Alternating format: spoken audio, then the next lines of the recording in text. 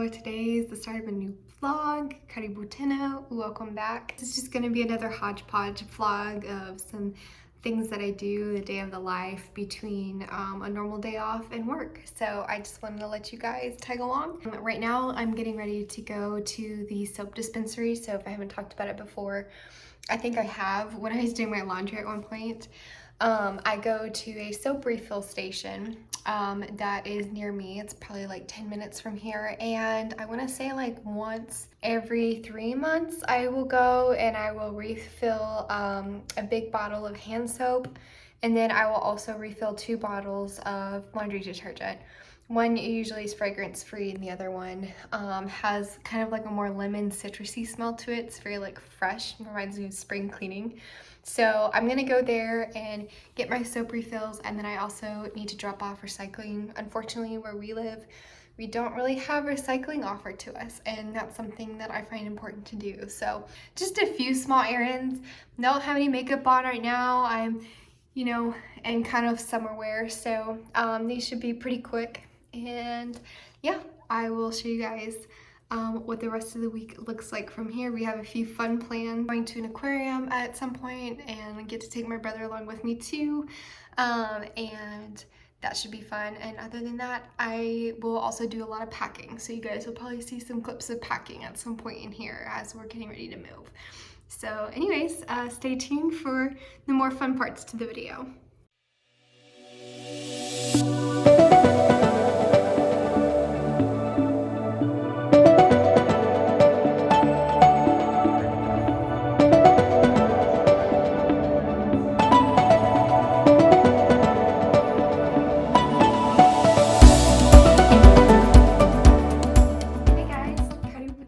Welcome back to my channel. In today's vlog, you guys are going to pack with me and help me move. I'm just gonna go over in this video basically how I organize, how I pack specifically, and just make the moving process easier. That way when we get to our new destination and unpack, the process is just a lot smoother. So my husband is a military kid and I'm a missionary kid. So between the two of us, we have packed a ton. And so there's some tips and tricks that I learned from my parents when it comes to packing, and then things that I've implemented myself just to make packing easier. So in the first portion of this video, you're gonna see me packing a lot, and I'll stop in between my packing and kind of explain what I'm doing. But I personally like vlogs like this because it gets me inspired to organize, to become more of a minimalist. That way when I pack and move, things go a lot smoother, and I kind of realize and reevaluate the things that I value and what I need to keep and what's like adding value to our lives, especially now as a married couple. So I hope you guys enjoy this video and want to tag along, and yeah, let's get into the packing.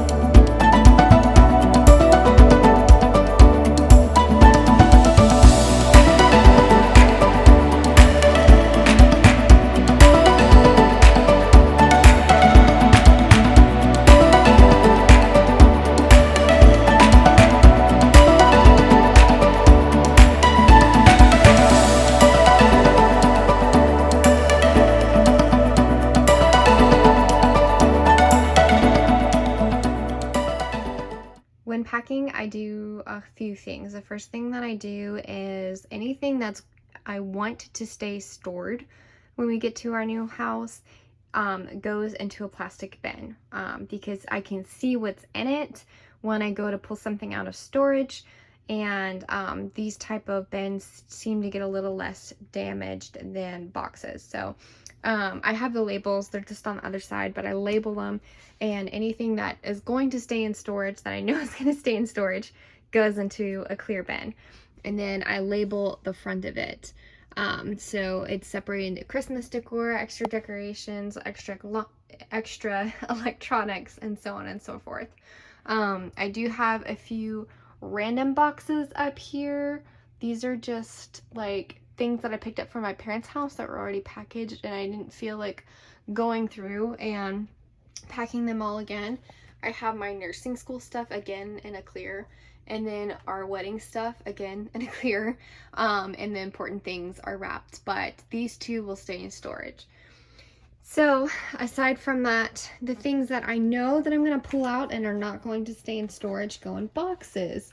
So I do two things with the boxes. One, I label the sides so that when we pack and unpack and load and load, those who are helping us unload can see what's in the boxes, and it's helpful to me to know what's in them, to know what to pack and unpack first in case we're looking for something. But then I label them a second time on top with what room I want them to go into. So if I'm probably gonna have at least 5 people helping me load and unload. So this is helpful. That way I don't have to keep going back and forth every time somebody asks, where does this box go? Where does this box go? And I have to like sit there and try to decide where it goes. They can just see the top and automatically take it to that room.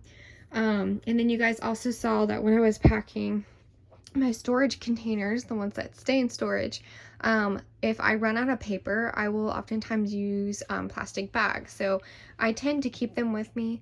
I try not to use plastic bags when I go to the store, but of course we all accumulate some.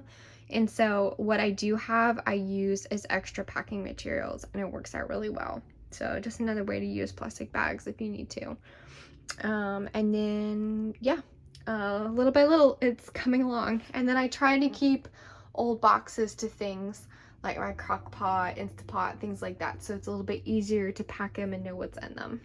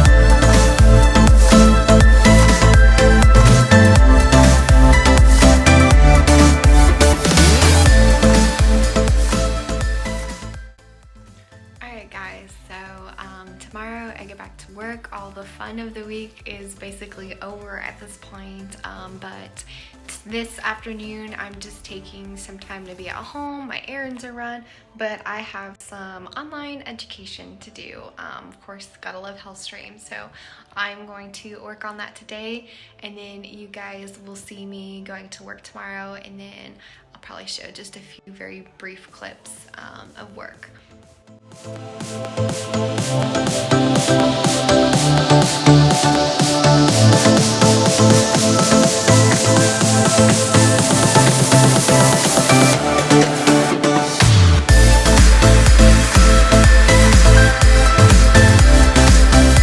So I'm back from work. I had a really interesting patient case the other day, which I won't talk too much about, but there's 2 things that I wanted to share. One was, I don't think I've ever really shown you guys my report sheet, but this is basically what it looks like, and I get a lot of use out of this. Kind of have to be able to write a little bit smaller, but this is the report sheet that I use, and my clipboard is behind here. So none of this is related to my patient's actual information, but I wanted to show you how I chart on the back of it. So I do time increments. So this will either be hourly, every 15 minutes, or every 30 minutes. The only time it's every 15 minutes is if my chest tube output, which is these two columns here, is greater than 50. Well, if it's 50 or greater every 15 minutes, because that is a lot of output. So if I start to have 50 or greater, even hourly, I will start to make these time slots every 15 minutes. So I don't jump the gun and write all these times down ahead and then fill it in. I just go one time slot at a time. That way I don't mess myself up. And if somebody's putting out a lot of output or their hemodynamics are really off, then I'm going to have to switch to every 15 minutes, because sometimes you can't always sit down and chart these numbers right away, and these are numbers that don't automatically carry over from the patient's monitor to the chart. Vital signs do, but hemodynamics and chest tube output obviously don't. So this is how I record, and then this is the kind of thing that I record every 15 minutes, 30 minutes, every increment basically. So I have my chest tube outputs, usually the mediastinal chest tube and left chest tube. Sometimes they have a right chest tube, but most of the time this column stays blank and I just use it for something different. I have 5 to 50 here because on average that's how much I'm having out hourly. If I have more than 50 out in an hour, I'm going to start to keep an eye on it. But I've definitely had situations where I'm having 50 milliliters out every 15 minutes, and that is a lot of output. That means the patient's bleeding, and we either need to get some coagulation studies to see how long it's taking for their blood to clot, and once we get those studies back, see if we need to get blood products. Obviously, you get a hemoglobin and hematocrit level 2 to see if your hemoglobin is dropped, and that qualifies the patient for blood products. So that's what I record there. CO and CI stand for cardiac output and cardiac index. I've talked about it before, but we use something called a Swan-Ganz catheter to monitor basically a patient's heart function, how well it's pumping blood, how quickly, if they're getting the right volume. So these numbers kind of tell us a little bit about that. The output, this confused me when I first started, but the output is gonna vary based off the person. If you think about it, somebody who's 6 feet tall, let's say you have a 6 foot tall male who's over 200 pounds, their cardiac output is going to be higher than that of an older woman who's like maybe in her 70s and she's like 120 pounds. You don't need as much, the woman doesn't need as much cardiac output. They don't need as much blood flow as the guy does. Does that make sense? Like their volume, how much blood they're getting within a certain amount of time is not going to be as high as the younger male who's larger. So the output varies, which is why I haven't put a range here. So you can have anywhere from like 3 to like 12 on your outputs. It just totally varies. But what we care about is the index. So the average person's cardiac index, which is similar to this number, this is just more of a ratio, if that makes sense. Hopefully I'm explaining that right. The average person's index should always be 2 or greater. That's when you know that they're getting enough blood to their body. So I care less about the output and more about the index. Because everybody's going to have the same index, and you want everybody's index to be greater than 2. Then everybody's output might vary. So hopefully that makes sense. When the index is low, that's when I need to start thinking about adding certain medications like adrenaline, which we go by epinephrine in the hospital, and that helps the heart contract faster. And you might even get a medication called Dobutrex or Primacor, and those actually help the heart squeeze harder and more effectively, so you get more output and raise this number. Your SVR stands for systemic vascular resistance, and this is basically how much resistance the blood in the body has to overcome in the vessels in order to deliver, you know, oxygen and blood to the rest of the body. So this is kind of like blood pressure, but it's different, and you guys can Google that because it gets a little complicated from there. SpO2 is kind of giving us a gauge on how much oxygen is getting to the body. It's a mixed blood gas that is found in the heart, in the pulmonary artery. So again, you can look that one up because it's going to take a really long time for me to explain. But our normal ranges are 60 to 80, and below 60, somebody is probably going to feel a little bit more on the dizzy side, maybe a little bit more pale in color. And usually this number normally drops. Somebody may be like intubated and sedated, and their oxygen, their SpO2 is going to be 80 because they're not using up very much oxygen. They're asleep. The meds are doing the work for them. But as they wake up and we move into the chair, a lot of times this number will drop because they're using oxygen and energy in order to get up, be awake, move around. They're feeling pain. So automatically their muscles tense up, and tensing and using those muscles will also use oxygen. So, and then urine output, you want to always have 30 milliliters an hour. If it's less than that, your kidneys may not be working because your heart may not be getting enough blood and oxygen to your kidneys. So that's something we monitor hourly. And then temperature, your average temperature is 98.6. A lot of our patients will have a higher temperature because after surgery, they'll have like an inflammatory response following surgery. And so a lot of times the temperature is higher, and it, you know, it doesn't last very long. And then in the comments section, these are things that I'll be adding. So like when I've done my assessment, when I've changed a drip like epinephrine, when I bathed the patient, when I called the provider, these are all just examples. And then some other things that I look at too are central venous pressure and pulmonary, gosh, why am I blanking on that one? These two numbers will come also from your Swan-Ganz catheter, and then the systolic blood pressure. So usually we don't want it greater than these numbers depending on what type of surgery they had. So a valve replacement, don't let it get above 130. That way you don't damage the new valve. For a CABG, coronary artery bypass surgery, don't let it get above 140. You don't want to blow the graft. And aortic dissections is usually even lower because the aorta can be very fragile following a dissection. So anyways, there's all that for you guys. So thought that might be a little interesting to share since I haven't before.